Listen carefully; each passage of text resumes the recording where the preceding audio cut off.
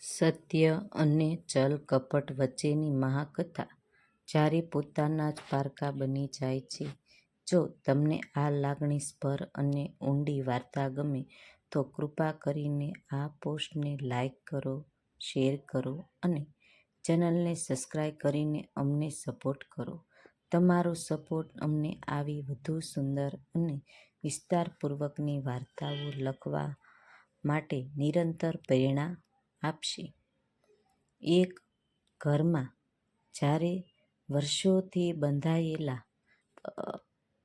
અડીખમ વિશ્વાસ, પ્રેમ અને સંસ્કારનો પાયો હોય, ત્યારે કોઈને સ્વપ્ન પણ ખ્યાલ નથી હોતો કે એક નાનું સરખું જૂઠું આખી ઇમારતને ધ્વસ્ત કરી શકે છે.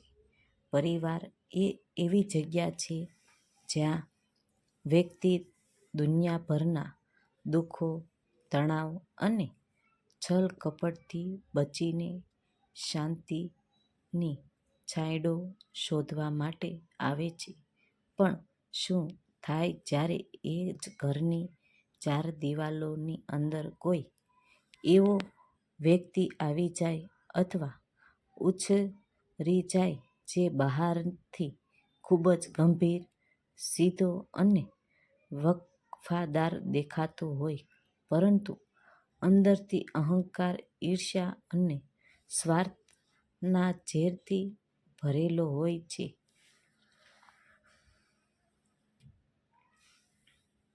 વાર્તા શરૂ થાય છે એક ખૂબ જ ખુશાલ અને સંગઠિત પરિવારથી.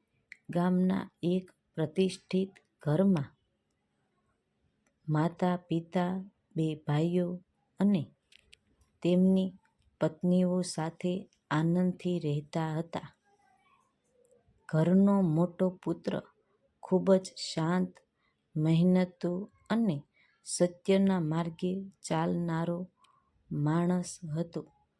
તેને નાનપણથી જ માતા પિતા દ્વારા એવા સંસ્કાર મળ્યા હતા કે જો આપણી દાનત સાફ હોય અને આપણે કોઈનું ખરાબ ન કરીએ તો ભગવાન હંમેશા આપણી સાથે રહે છે.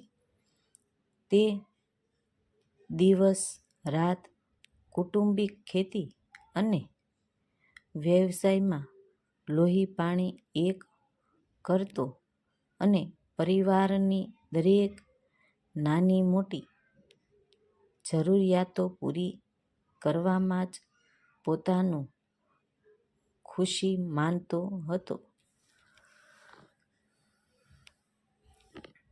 પરંતુ ઘરનો નાનો ભાઈ સ્વભાવથી સાવ અલગ જ હતો. તે ખૂબ ચતુર, ચાલાક અને પોતાના સ્વાર્થ માટે કોઈ પણ હદ સુધી જઈ શકે તેવો હતો. તેને કઠોર પરિશ્રમ કરવા કરતાં ટૂંકા રસ્તા અપનાવવામાં અને લોકોની ચાપલૂસી કરવામાં વધારે રસ હતો. મોટા ભાઈની સમાજમાં અને ઘરમાં જે ઇજ્જત હતી, તે ઈમાનદારીના જે વખાણ થતા હતા, તે નાના ભાઈની આંખોમાં સતત ખૂંચતા હતા.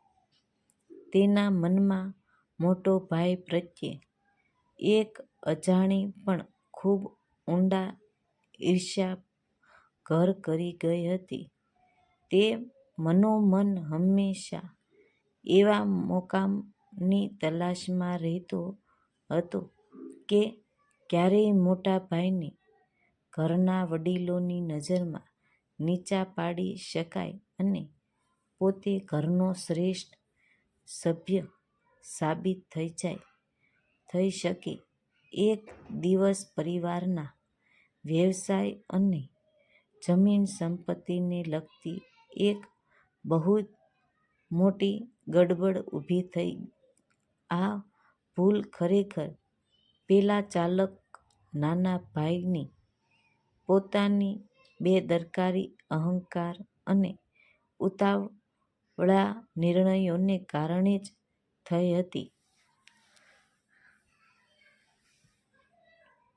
આ ભૂલના કારણે પરિવારનો એક મોટો આર્થિક ફટકો પડે તેમ હતો.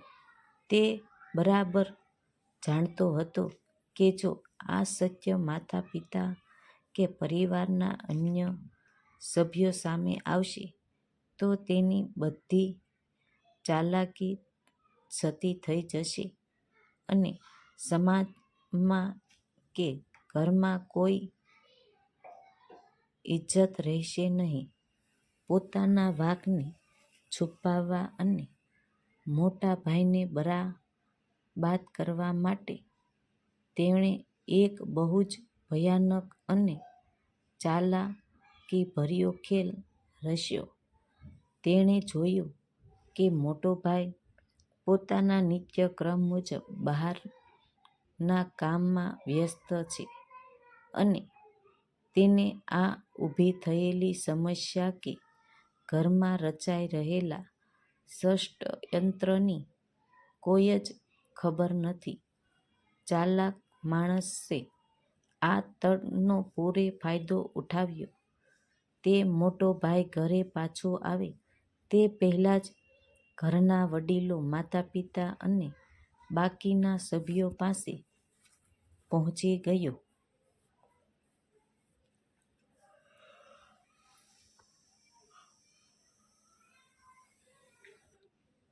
તેણે પોતાની આંખોમાં ખોટા આંસુ આણીને અત્યંત દુઃખી, લાચાર અને નિર્દોષ હોવાનું નાટક કરીને આખી વાર્તાને ઊંધી રીતે રજૂ કરી. તેણે સત્યને એવી ચાલાકીથી મરોડ્યું કે સાંભળનારાને ઘડીભર માટે પણ શંકા ન થઈ કે આ માણસ જૂઠું બોલી રહ્યો છે. તેણે વાતમાં પોતાના તરફથી મરચું મસાલો ઉમેરીને મોટો ભાઈ વિશે એવી વાર્તા કહી જે મોટો ભાઈને ક્યારેય સપને પણ વિચારી નહોતું.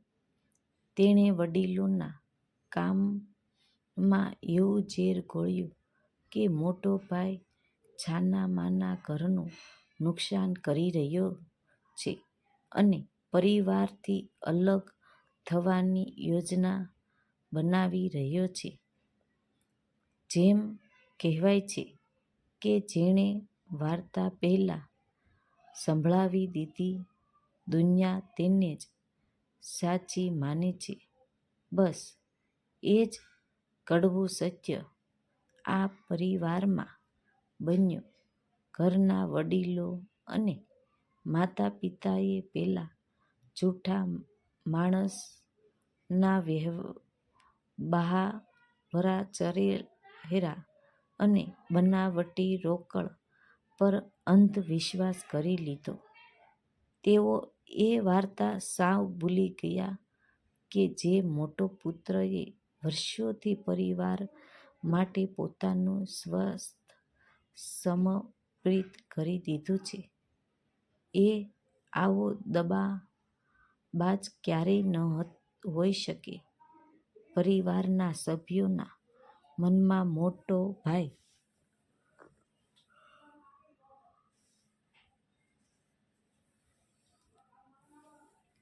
પ્રત્યે નફરત, શંકા અને ક્રોધના બીજ રોપાઈ ગયા. સાંજે જ્યારે મોટો ભાઈ થાકેલો-પાકેલો ઘરે પાછો ફર્યો ત્યારે તેને આભાસ પણ નહોતો કે ઘરનું વાતાવરણ કેમ આટલું ભારે અને ભયાનક થઈ ગયું છે. તેણે પરિવારજનોના ચહેરા પર પોતાના માટે હંમેશા દેખાતા પ્રેમ અને સ્નેહને બદલે માત્ર ક્રોધ, તિરસ્કાર અને અવિશ્વાસ જોયો.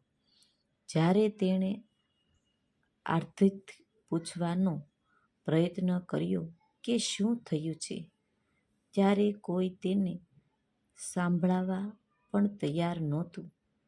તેણે સત્ય કહેવા માટે બહુ મથામણ કરી પોતાનો પક્ષ રાખવાનો પ્રયત્ન કર્યો અને પોતાની ઈમાનદારીના સોગંદ ખાધા, પરંતુ પેલા ચાલક ભાઈએ પહેલેથી જ પરિવારમાં મગજમાં એવું ઝેર ભરી દીધું હતું કે મોટો ભાઈની દરેક સાચી વાત પણ તેમને માત્ર એક બહાનું, ચાલાકી કે નવું જૂઠું લાગવા માંડી. જે માણસે આખી જિંદગી ક્યારેય ખોટું નહોતું કર્યું, તે આજે પોતાના જ ઘરમાં સૌથી મોટો અપરાધી બનીને ઊભો રહ્યો.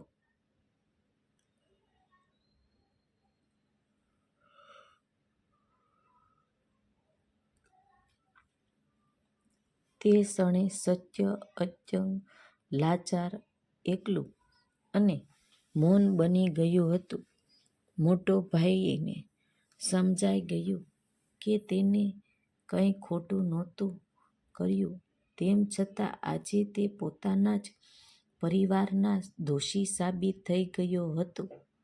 માટે એકમાત્ર એટલા માટે નહીં કે તેણે કોઈ અપરાધ કર્યો હતો, પરંતુ માત્ર એટલા માટે કારણ કે જૂઠા માણસે પોતાની જ બનાવટી વાર્તા પહેલેથી સંભળાવી દીધી હતી અને બધાના મન પોતાના પક્ષમાં કરી લીધા હતા.